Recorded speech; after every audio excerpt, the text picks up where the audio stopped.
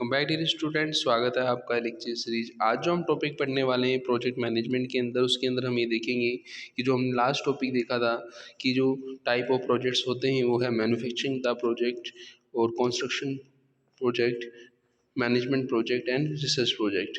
और इसके साथ हम आगे जो का टॉपिक जो कवर करेंगे वो है ऑब्जेक्टिव ऑफ द प्रोजेक्ट। जब भी हम प्रोजेक्ट को डेवलप करते हैं, प्रोजेक्ट मैनेजमेंट करते हैं, तो उसके पीछे जो मेन ऑब्जेक्टिव रहते हैं वो 3 ऑब्जेक्टिव रहते हैं। पहला आता है फंक्शन या परफॉर्मेंस।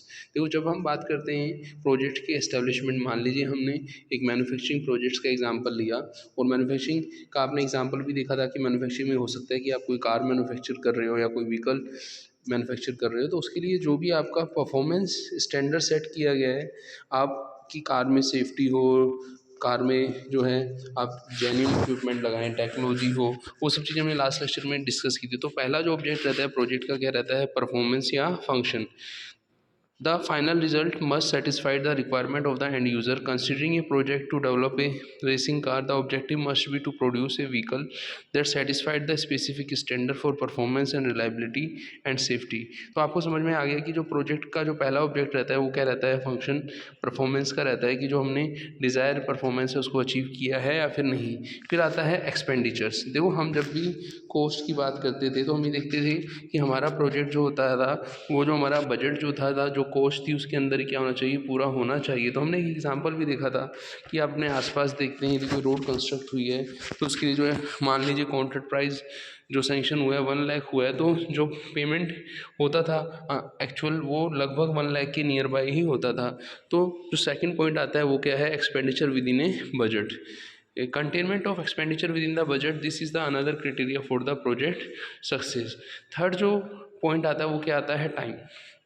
टाइम की यदि हम बात करें, सपोज़ आपने कोई प्रोजेक्ट स्टार्ट किया है और उसके लिए एक डेफिनेट टाइम था, लेकिन आप उस प्रोजेक्ट को उस टाइम तक पर पूरा नहीं कर पाए, तो कहीं ना कहीं जो उसकी वैल्यू जो है प्रोजेक्ट की क्या हो जाएगी, कम हो जाएगी और कॉस्ट क्या हो जाएगी, बढ़ जाएगी। वैल्यू कम होने का मतलब ये हुआ है, सपोज मान लीजिए मार्केट में आपका टारगेट था कि आप इस टाइम तक उस प्रोजेक्ट को ले आओगे उस प्रोजेक्ट के थ्रू, लेकिन आप नहीं ले पाए, टाइम ओवर हो गया, तो कहीं ना कहीं क्या होगा कि जो प्रोजेक्ट की कॉस्ट है वो टाइम के साथ बढ़ जाएगी, तो उसकी वैल्यू ऑटोमेटिकली क्या हो जाएगी, कम हो जाएगी।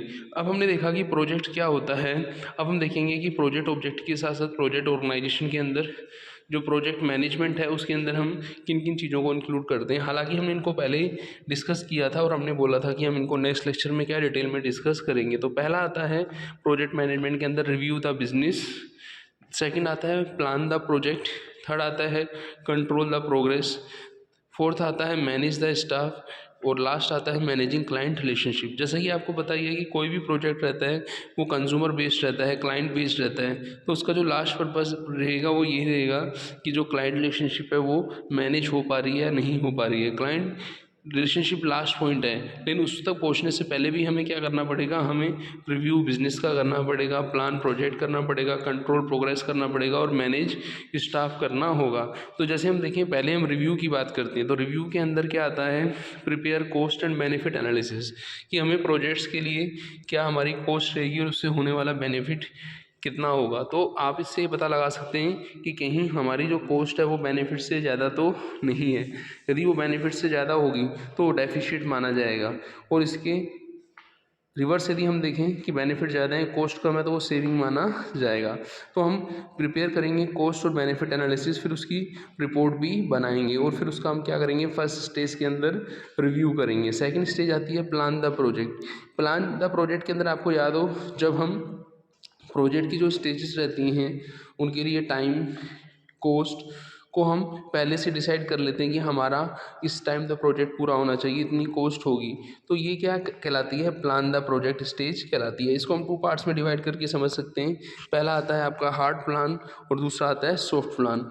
हम हार्ड प्लान के लिए हम बात करें कि जो चीज़ें हमने पहले से ही क्या फिक्स रखी हुई हैं, जिनमें हम चेंजेस नहीं कर सकते प्रोजेक्ट्स के अंदर, जैसे कॉस्ट है, कॉन्ट्रैक्ट प्राइस है, उसके अंदर चेंज नहीं हो सकता, टाइम है उसके अंदर चेंज नहीं हो सकता। जैसे आपको याद हो तो हमने जब प्रोडक्शन पढ़ा था तो वहाँ पे हमने देखा था कुछ फैक्टर फिक्स्ड होते हैं, कुछ वेरिएबल होते हैं, तो सेम सेम यहाँ पे भी हार्ड प्लान और सॉफ्ट प्लान होगा। हार्ड प्लान जिसमें चेंज जल्दी से नहीं किया जा सकता और सॉफ्ट प्लान जिसमें हम चेंज कर सकते हैं। तो प्रोजेक्ट प्लान के अंदर आपको पहले से डिसाइड करना होगा कि क्या चीज़ें हैं जिनमें चेंजेस पॉसिबल हो सकते हैं और या नहीं हो सकते हैं। फिर आता है control the progress. Control the progress से पहले हमें रिकॉर्ड करना पड़ेगा, प्रेडिक्ट करना पड़ेगा, देन हमें प्रोग्रेस को रिपोर्ट करना होगा ताकि हम कंट्रोल द प्रोग्रेस, जो होने वाली एक्चुअल प्रोग्रेस है और जो हमने उस टाइम के लिए डिसाइड प्रोग्रेस की थी वो पूरी हो पा रही है या फिर नहीं हो पा रही है। फिर लास्ट आएगा आपका मैनेज द स्टाफ।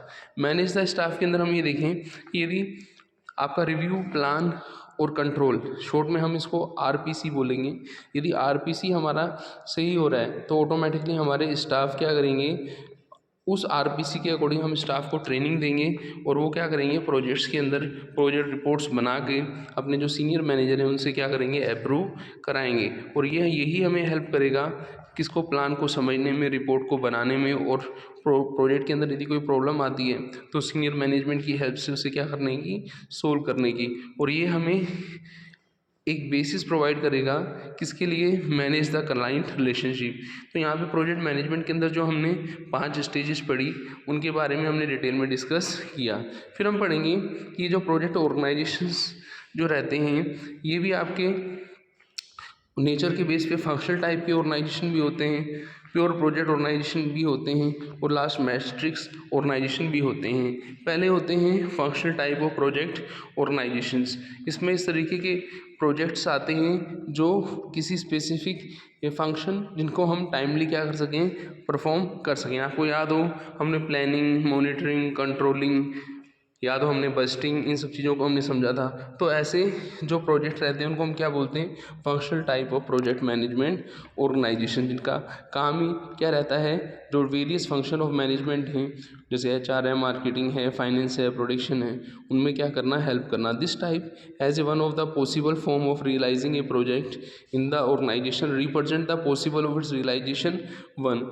फिर सेकंड आता है pure project management. Pure project management के अंदर वो आते हैं वो जिनको हम दूसरे ऑर्गेनाइजेशन, जिसमें मैंने बताया ना, 2 प्रोजेक्ट आर यूनिकनेस, कि 2 प्रोजेक्ट शुड बी 2 प्रोजेक्ट, जो 2 प्रोजेक्ट हैं वो सिमिलर नहीं होने चाहिए, वो क्या होने चाहिए, यूनिक होने चाहिए। ये प्रोजेक्ट मैनेजमेंट के अंदर प्योर ऑर्गेनाइजेशन माने जाते हैं जिनके अंदर प्रोजेक्ट स्पेसिफिक नेचर के बनाए जाते हैं। यदि हम इन दोनों को मिक्स कर देते हैं तो अपने पास matrix form of project management organisation आ जाता है। हालांकि हम ये देखें कि आजकल जो ज़्यादातर प्रोजेक्ट आपको देखने के लिए मिलेंगे वो क्या मिलेंगे, मैट्रिक्स टाइप ऑफ ऑर्गेनाइजेशन ही मिलेंगे। तो इस लेक्चर के अंदर हमने देखा कि जो प्रोजेक्ट ऑर्गेनाइजेशन है वो क्या होते हैं, प्रोजेक्ट मैनेजमेंट की 5 स्टेजेस क्या होती हैं, प्रोजेक्ट के अंदर जो मेन ऑब्जेक्टिव होते हैं परफॉर्मेंस के या फंक्शन के या एक्सपेंडिचर या बजट के, टाइम के या कॉस्ट के, तो इन सब चीज़ों को हमने डिस्कस किया। मिलते हैं नेक्स्ट लेक्चर में।